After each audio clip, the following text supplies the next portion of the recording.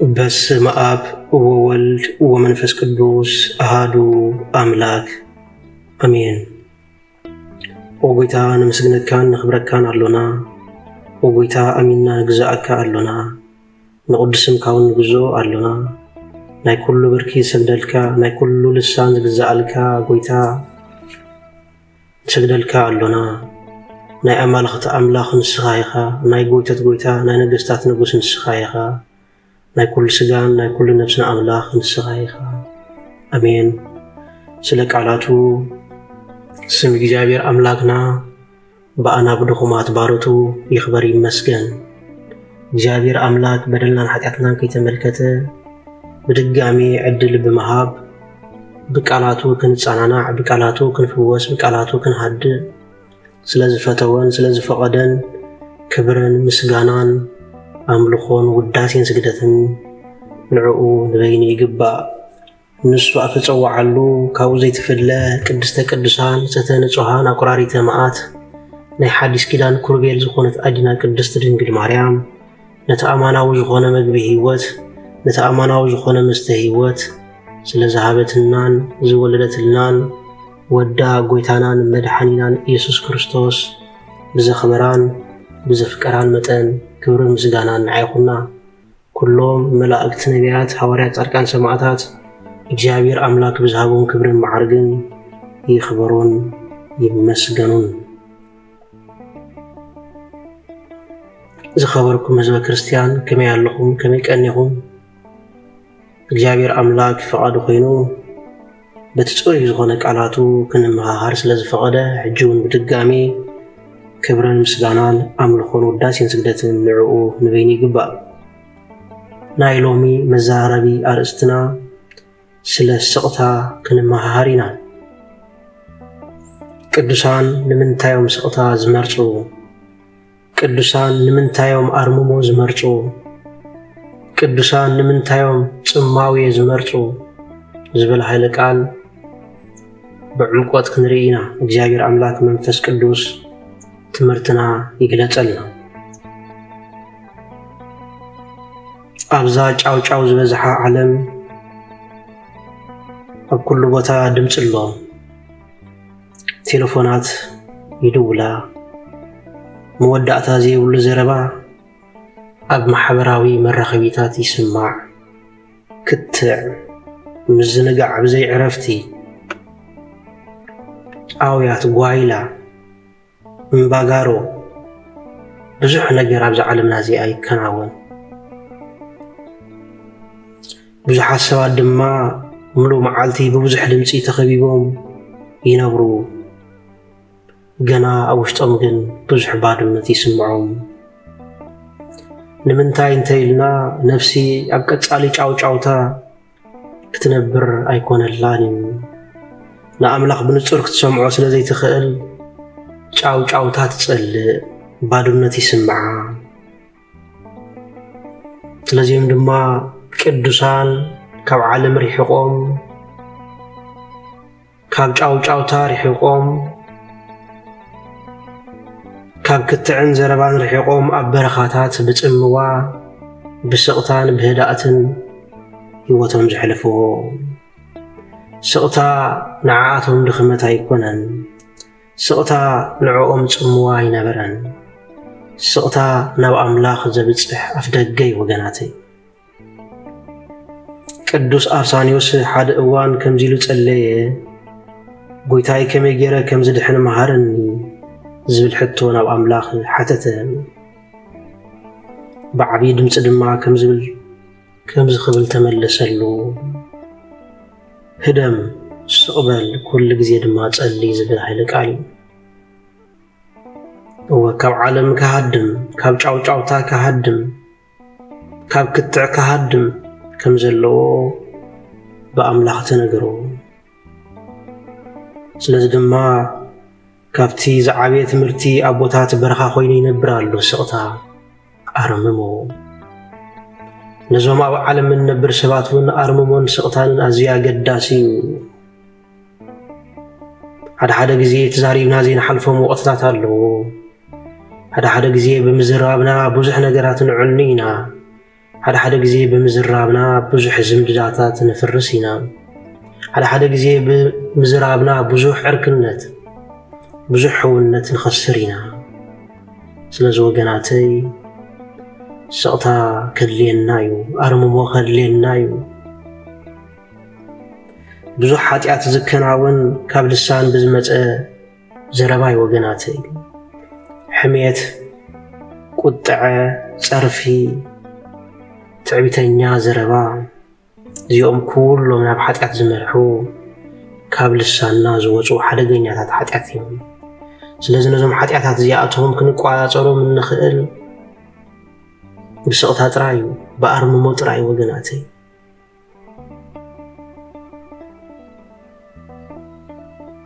ስለዚ እንሆ ካብ ብዙሕ ዘረባ ሓጢኣት ኣይሰኣን ነዚ ድማ ኣብ መጽሓፈ ምሳሌ ብዙሕ ዝዛረብ ሰብ ኣብ ሓጢኣት ምውዳቑ ኣይተርፍን ይብለና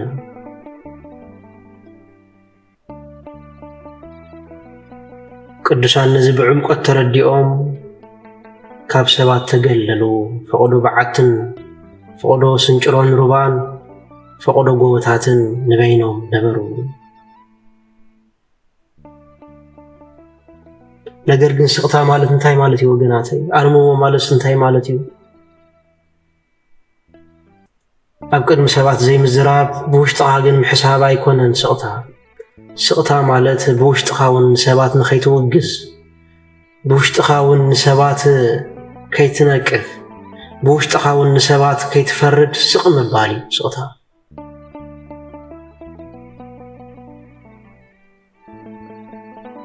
ስቕታ መልሓስካ ምእዳብ ጥራይ ኣይኮነን ሓሳባትካ እውን ምእዳብን ምግራሕን እዩ ወገናተይ ካብ ፍርዲ ካብ ወግዘት ካብ ሕሜት ብውሽጥና እውን ስቕ ክንብል ይግባኣና ሓቀኛ ስቕታ ኣብ ደገ ጥራይ ኣይኮነን ኣብ ውሽጢ ልቢ ወገናተይ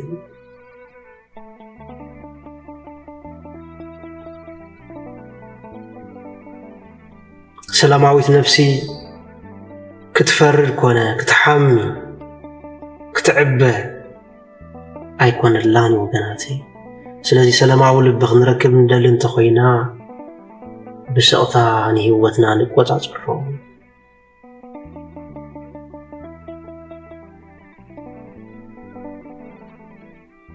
ካልኣይ ስቕ እንብለሉ ቀንዲ ምስጢር እግዚአብሔር ኣምላክ ብስቕታ ይዛዓይ እግዚአብሔር ኣምላክ ብስቕታ ይዛረበና ህድእ እመበሉ ኣነ ኣምላኽ ምዃነ ያስተውሉ ይብለና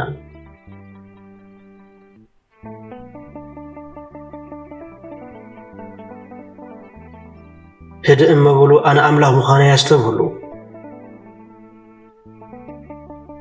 ስለዚ ክንሓድእን ክንዕገስን ይግባኣና ወገናተይ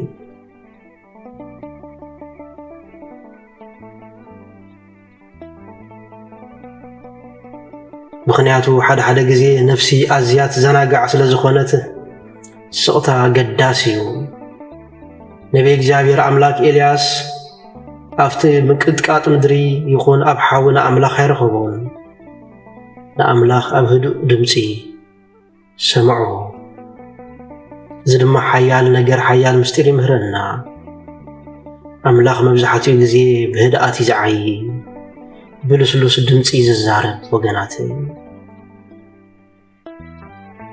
ህይወትና ብጫውጫውታ እንተተመሊኡ ህይወትና ብረበሻ እንተተማሊኡ ግና ክንሰምዖ ኣይንኽእልን ኢና ወገናተይ ምስማዕ ማለት ስቕ ምባል ጥራይ ምባል ኣይኮነ ወገናተይ ምስማዕ ማለት ሃዲእኻ ምስማዕ እዩ ተራጊእኻ ምስማዕ እዩ ወገናተይ ስቕታ ማለት ናይ ሰብ ዘረባ ክትሕልፍ ስቕ ምባል ጥራይ ኣይኮነን ብውሽጥኻ እውን ምህዳእ እዩ ወገናተይ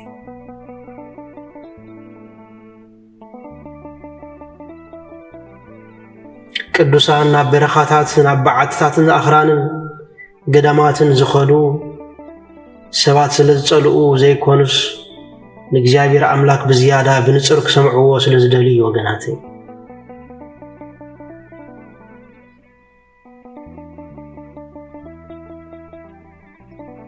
ቅዱስ ይስሐቅ ሒራዊ ከምዚ ይብለና ስቕታ ልዕሊ ኩሉ ኣፍቅር ናብቲ መልሓስ ክገልጾ ዘይክእል ናብቲ ልሳን ክገልጾ ዘይክእል ፍቕሪ ኣምላኽ ከቕርበካ ይብለና። ስለ ቃላቱ ስም እግዚአብሔር ኣምላኽና ይኽበር ይመስገን። ስቕታ ብዙሕ ነገር ይወልድ፣ ጸሎት፣ ጥበብ፣ ትሕትና፣ መንፈሳዊ ንጹርነት። ብዙሕ ዘረባ ንመንፈስና የዳኽሞ። እዛ ዘመናዊት ዓለም ንሰባት ብቐጻሊ ክዛረቡ እያ ትምህር፣ ተዛረብ እያ ትብል። ቅዱሳን ግና ብዝተፈለየ ነገር ይምህሩና። ቅድሚ ምዝራብካ ልብኻ አንጽህ፣ ቅድሚ ምዝራብካ ስምዒታትካ ትቆጻጸር፣ ቅድሚ ምዝራብካ ኣእምሮኻ ሓሉ ትብል ይብሉና። ብዙሕ ዝምድናታት ብዘይ ምጥንቃቕ ዘረባ ይፈርሱ። ብዙሓት ነፍሲ ብዘየድሊ ኽትዕ ሰላም ይስእና። ስለዚ ስቕታ ምምራጽ ኣርምሞ ምምራጽ ግዴታ እዩ ወገናተይ። ምርጫ ጥራይ ዘይኮነስ ግዴታና እውን። ስቕታ ምስጢር ናይታ ትመጽእ ዘመን እዩ። ስቕታ ምስጢር ናይታ ንወርሳ መንግስቲ ኣምላኽ እዩ።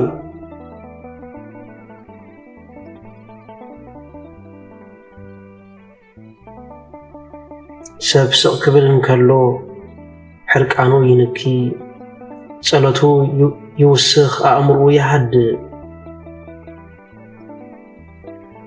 ገለገለ ሰባት ኣብ ክትዕ ይዕወቱ፣ ነገር ግን ሰላሞም ይስእኑ።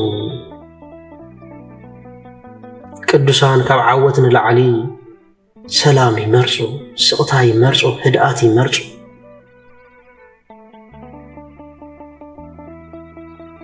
ጎይታናን መድሓናን ኢየሱስ ክርስቶስ ብዙሓት ካብ ኣይሁድ ክኸስዎ እንከለዉ ብስቕታ ይሓልፎ ነበረ፣ ኣይመለሰሎምን። ስቕ ይብል ነበረ። ስቕቱ ኣዝዩ ዘፍርሕን ዘሰንብድን ነበረ።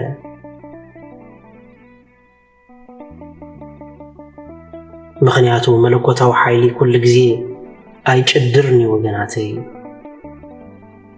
ሓደ ግዜ ስቕታ ወይ ድማ ኣርምሞ ካብ ብዙሕ ቃላት ይዓቢ።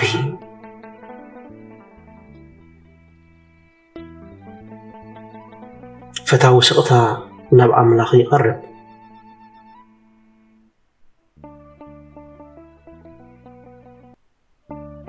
ቅዱሳን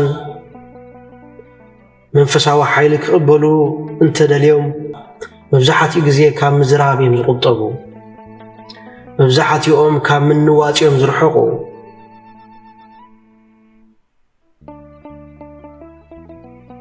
መንፈሳዊ ሓይሊ ከም ዝስከሙ ፈሊጦም ድማ ኣብ ነፍሲ ወከፍ ቃላቶም ጥንቀቑ፣ ብህድኣት ይዛረቡ። ምኽንያቱ ሓንቲ ሕርቃን ዝመልኣ ሓረግ ንሓንቲ ነፍሲ ንዓመታት ክትቆስላ ትኽእል እያ። ሓንቲ ለዋህ ቃል ንዝተሰብረ ልቢ ክትፍውስ ትኽእል እያ። ስለዚ ድማ እዮም ስቕታን ጥበብን ብሓደ ዝመሳሰሉ። ስለዚ ድማ እዮም ጥበብን ስቕታን ብሓደ ዝኸዱ።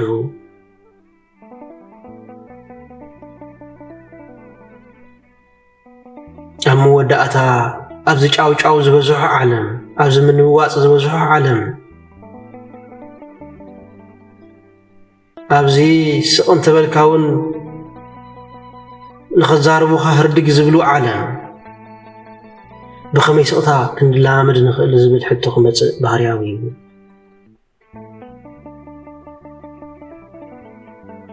ስለዚ ወገናተይ ስቕታ ንምልምማድ ዝሕግዙ መገድታት እዞም ስዑብ እዮም።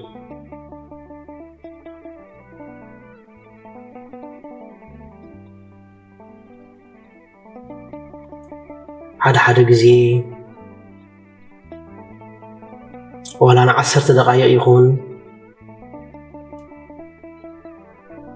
ስቕ ብምባል ኩሉ ሓሳባትናን ኩሉ ጭንቀትናን ብምድርባይ ስቕ ብምባል ካብ እግዚአብሔር ኣምላኽ መልሲ ክንጽበይ ይግባአና።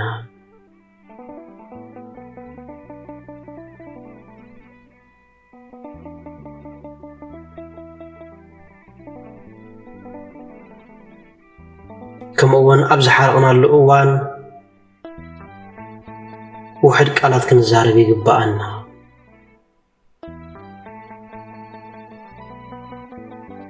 ከምኡውን ትኩረትና ዝሰርቁ ነገራት ክነጕድል ይግባአና። ካብ መጠን ንላዕሊ ምዝንጋዕ መንፈሳዊ ትኩረት ስለ ዘዳኽም ትኩረትና ዝሰርቁ ነገራት ኣዚና ክንጥንቀቐሎም ይግባአና። ሰባት ኣብ ዝዛረብሉ እዋን ድማ ብዝያዳ ክንሰምዕ ይግባአና።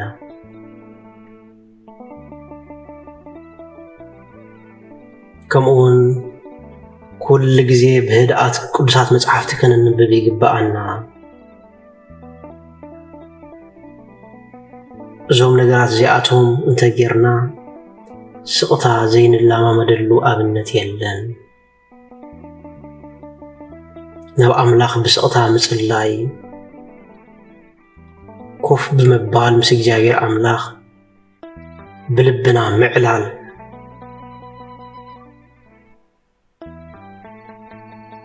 ውሕድ ዘረባ ብምዝራብ ትኩረትና ዝሰርቁ ነገራት ብምቕናስ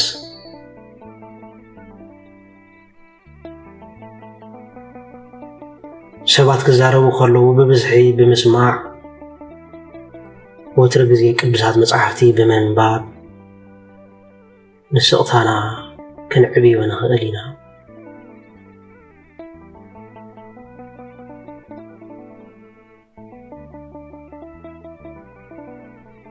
ስቕታ ኣብ እንላማመደሉ እዋን ነፍስና ዕረፍቲ ትረክብ፣ ጸሎትና ይዓቢ፣ ሰላምና ይበዝሕ፣ ናብ ኣምላኽ ድማ ብዝያዳ ንቐርብ። ሓደ ግዜ እቲ ዝዓበየ መንፈሳዊ ፈውሲ ኣብ ቅድሚ ኣምላኽ ብስቕታን ብህድኣትን እዩ ዝፍጸም እሞ ሃዲእና ንእግዚአብሔር ኣምላክ ክንጽበዮ ይግባአና።